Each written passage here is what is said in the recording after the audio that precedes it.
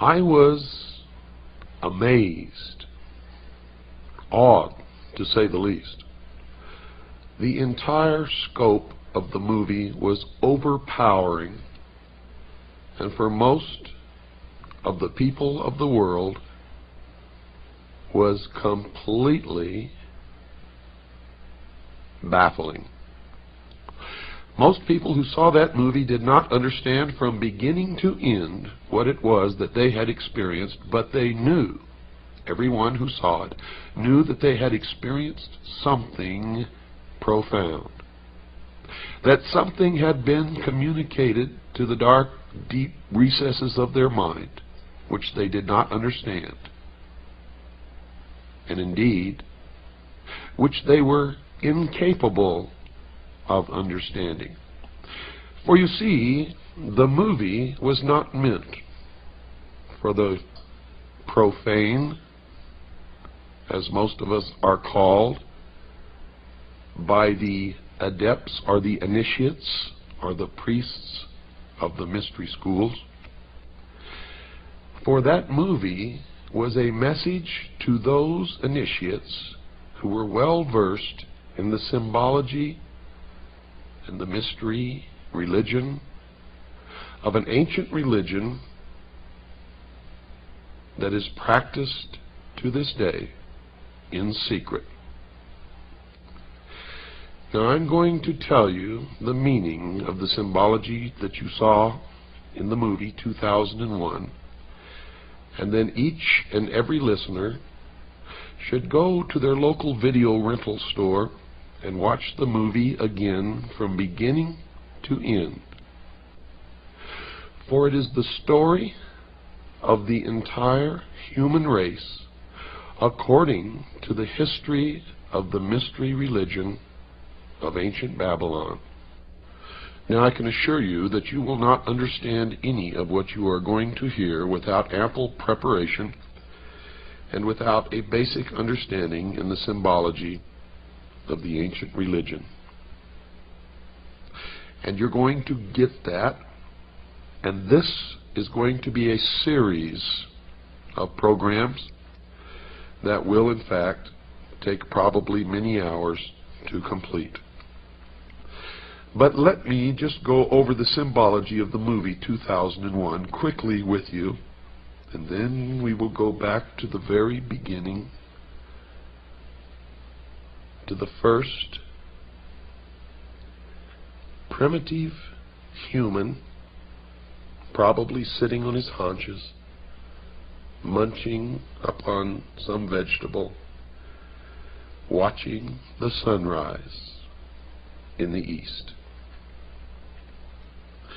In the beginning of the movie 2001, most people who sat in the theater were struck by the imagery which was presented to them, as they saw first a dark and gray and ugly world.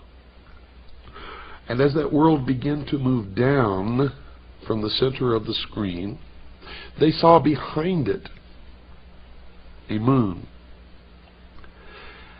And as the moon began to come down with the world that was sinking to the lower part of the screen, behind it you saw the emergence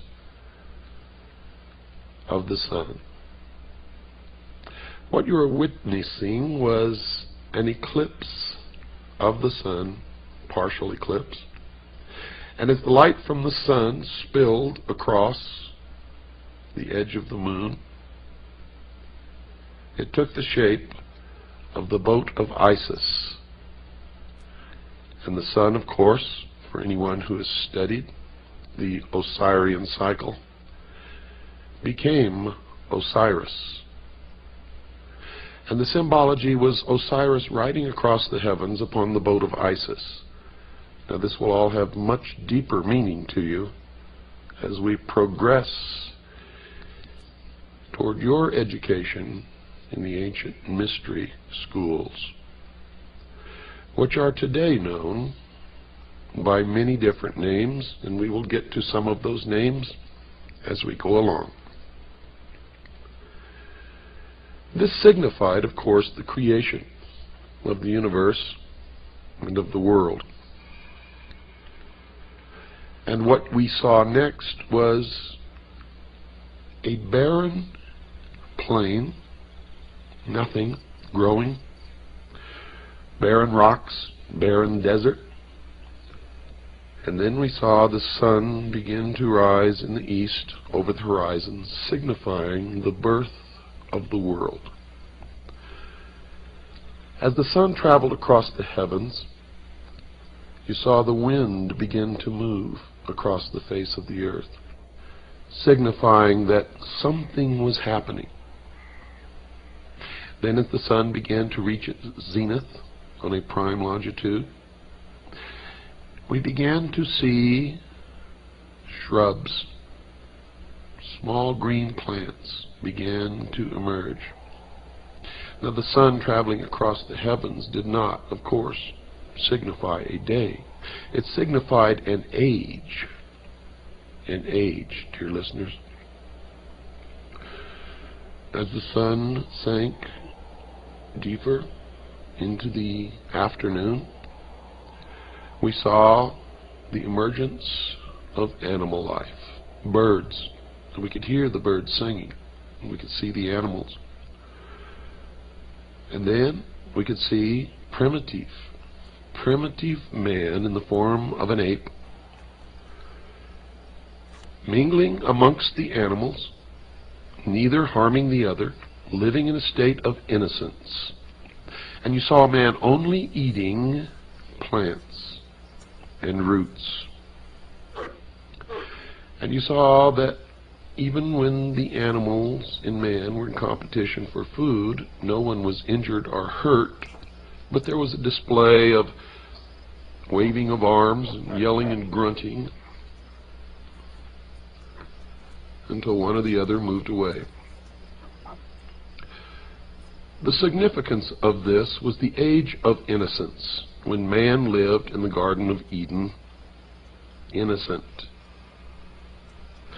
With the animals, he was a vegetarian.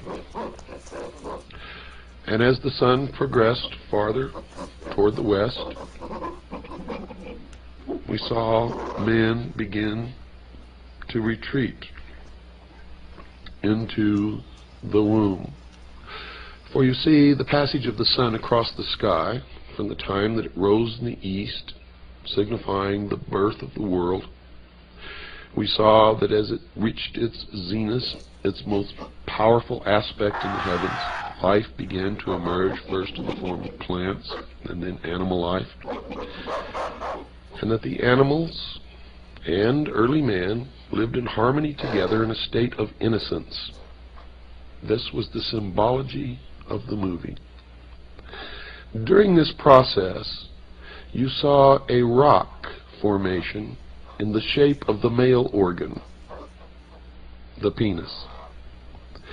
This was the symbol of the mystery schools of the generative force of creation. When you watch the movie again, pay attention to the symbology of the movie. Now as the sun begins to sink even farther in the west, man and his little tribe goes to the water hole and confronts another group of primitive man, all in the form of the ape. And there's a confrontation.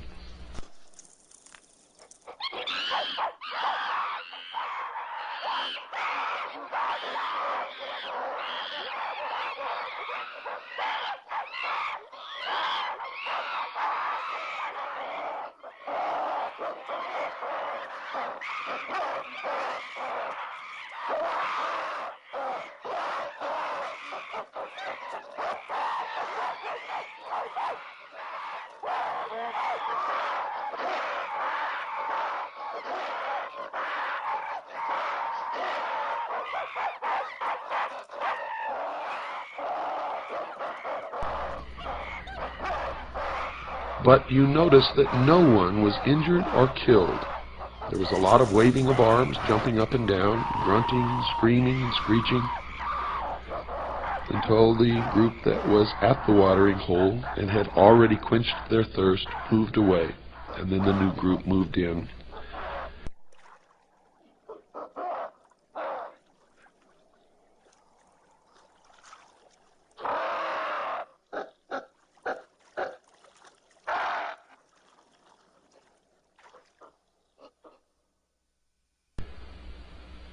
And then they scurried into the womb, signified by the cave.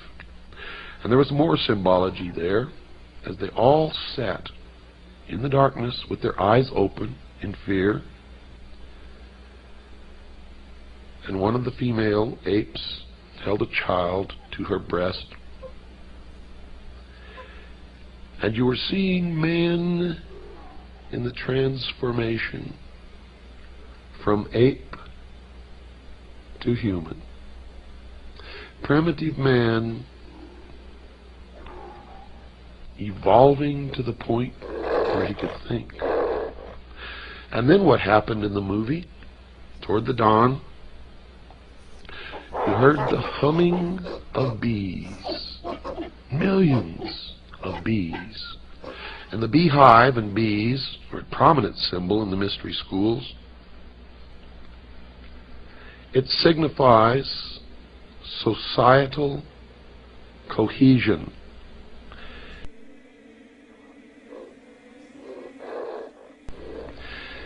And as the sun again began to rise up in the east, signifying the dawn of the new man, the audience beheld an obelisk, a monolith.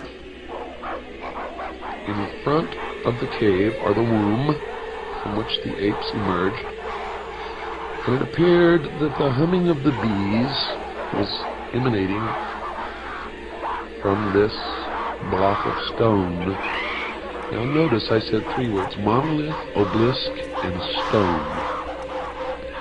All of these are significant symbols in the ancient mystery religions. And you saw that this was not God, because creation had already taken place.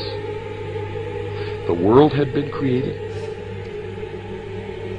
Plants and animals had been created, and primitive man existed on the earth before this monolith, this obelisk, this stone ever made its appearance. It is also known as the stone that you saw earlier, the generative force, or the penis. Now don't get all confused by this terminology. It will begin to make sense to you as we go along. It took me many years of study to understand what I am now imparting to you.